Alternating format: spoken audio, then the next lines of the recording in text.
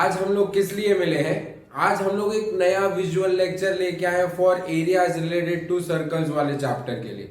ठीक है, तो शुरू करते हैं आज का हमारा class with the same enthusiasm and determination as always. चलो तो शुरू करते हैं। अब पढ़ने से पहले आज क्या है कि मुझे थोड़ी सी भूख लग रही है एंड थोड़ा सा पिज्जा बना के खाते हैं। चलो ठीक है, so let's say you have a pizza base. Imagine तो कर ही सकते हैं ना, कि क्योंकि हमारे को इमेजिन करने से कौन रोक सकता है, right? So let's make a delicious pizza. ठीक है सर, मैक्स की क्लास में हम पिज्जा खा रहे हैं, पिज्जा बना रहे हैं, तो चलो बनाते हैं पहले। Let's take a pizza base, जल्दी जल्दी ले लेते हैं और उसके ऊपर टॉपिंग्स डाल के उसको एक ओवन में प्लेस कर लेते हैं एंड लेट्स से हमारे इमेजिनेशन की दुनिया में पिज्जा 2 सेकंड में बन जाता है। ठीक है, सो ये आपका टेस्टी डिलिशियस पिज्जा तैयार है। ठीक है, अब क्या करते हैं, पिज्जा जब बन जाता है तब हम लोग उसके कुछ पीसेस करते हैं, राइट? सो लेट्स से मैं हमारे इस पर्टिकुलर पिज्जा के 6 पीसेस करता हूँ, कटर घुमा देता हूँ और 6 पीसेस में इस पिज्जा को कट कर लेता हूँ। ठीक है, और लेट्स से इसमें से एक पीस मैं आपके साथ शेयर करूंगा, बाकी का पिज्जा पूरा मेरा है। ठीक है, तो मैं उसमें से एक पीस निकाल के आपके साथ शेयर करना चाह रहा हूँ। तो that particular piece of pizza is known as minor sector. Actually में वो जो बड़ा वाला पीस बच गया है और जो छोटा वाला पीस है वो दोनों सेक्टर है। Sector is nothing but a component of a circle. वो एक सर्कल का कंपोनेंट होता है जो एक कर्व्ड आर्क और 2 रेडियस से बनता है। ठीक है, तो अब जैसे कि आपने देखा कि मैं आपके साथ छोटा वाला पीस शेयर कर रहा हूं। ठीक है, सो जो छोटा वाला पीस है, छोटा वाला है ना, द पीस इज स्मॉल, तो उसको हम क्या बोलेंगे, माइनर सेक्टर।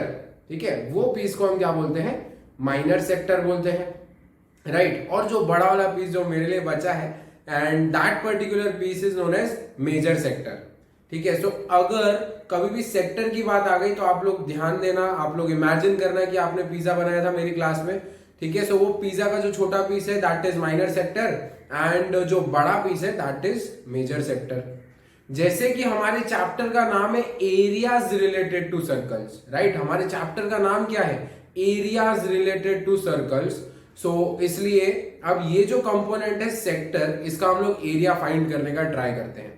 ठीक है, एरिया फाइंड करने से पहले इसे थोड़ा सा साइड में रखते हैं, हमारे पिज्जा को थोड़ा सा साइड में रखते हैं, ठंडा होने देते हैं। उससे पहले एक फटफट से एक चीज सीख के आते हैं जिसे हम लोग मेरी क्लास में भैंस मेथड के नाम से जानते हैं। सर भैंस, अभी पिज्जा, अभी भैंस, क्या कर रहे हैं सर हम लोग इस क्लास में? तो चलो देखते हैं। सो भैंस मेथड क्या होता है, लेट्स इमेजिन कि एक फार्मर है, उसके पास एक भैंस है, एक बफेलो है।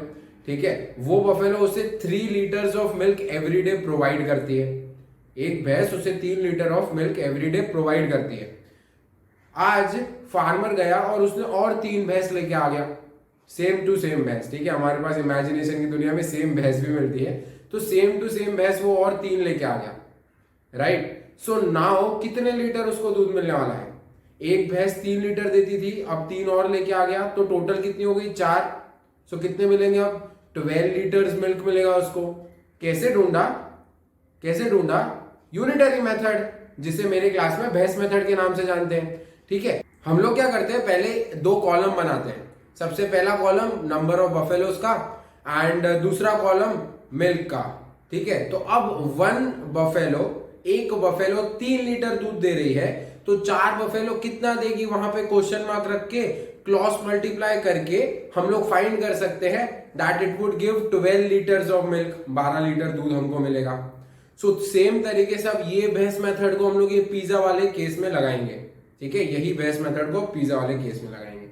तो चलो let's start learning area and perimeter of minor sector and major sector. Area और पेरीमीटर दोनों की बात करेंगे और दोनों भैंस मेथड से हो जाएंगे, दोनों के दोनों आप लोग भैंस मेथड से कर सकते हैं। कैसे करेंगे, चलो देखते हैं।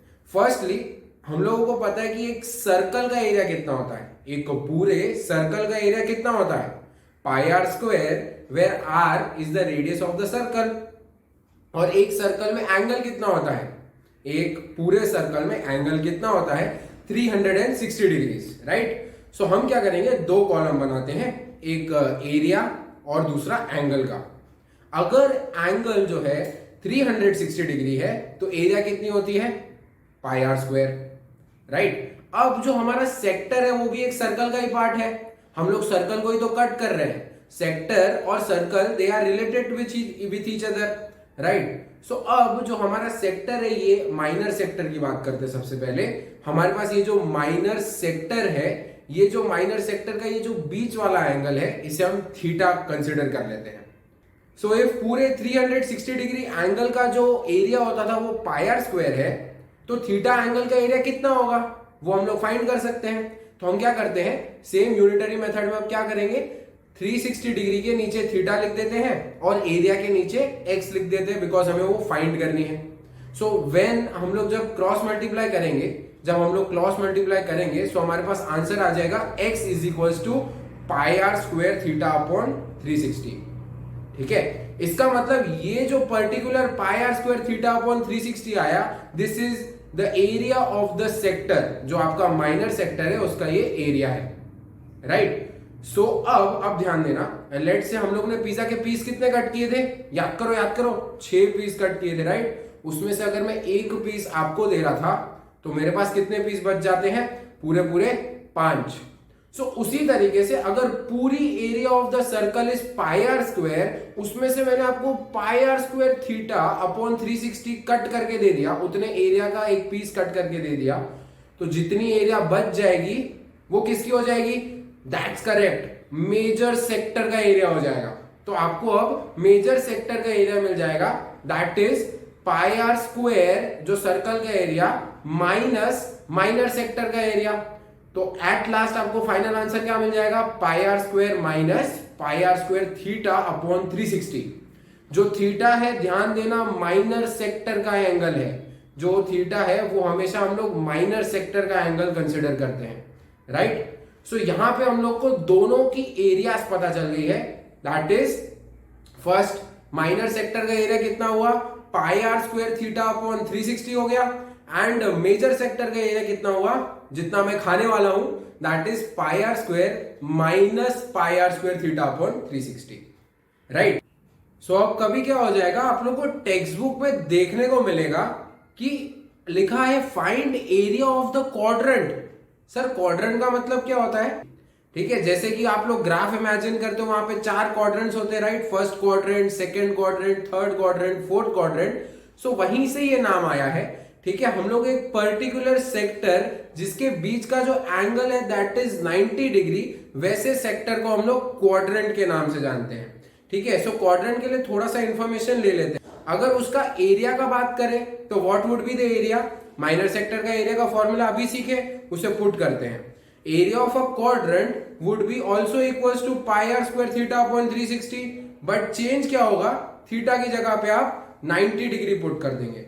सो जो क्वाड्रेंट का एरिया हो जाएगा, area of a one quadrant would become pi are square upon 4। So हमको ये एरिया का पूरा नॉलेज अब मिल चुका है, हम लोग को पता चल गया कि एरिया किस तरीके से डिराइव होती है माइनर सेक्टर और मेजर सेक्टर की, किस तरीके से, भैंस मेथड, राइट। तो आज के बाद कभी याद नहीं रखना पड़ेगा, हम लोग सोचेंगे सर ने भैंस मेथड सिखाया था, वो अप्लाई कर लो, आपको एरिया मिल जाएगी, राइट। नेक्स्ट लेक्चर में हम लोग किस तरीके से पेरीमीटर फाइंड किया जाता है मेजर सेक्टर और माइनर सेक्टर का, वो सीखेंगे। Till then have a great day and happy learning.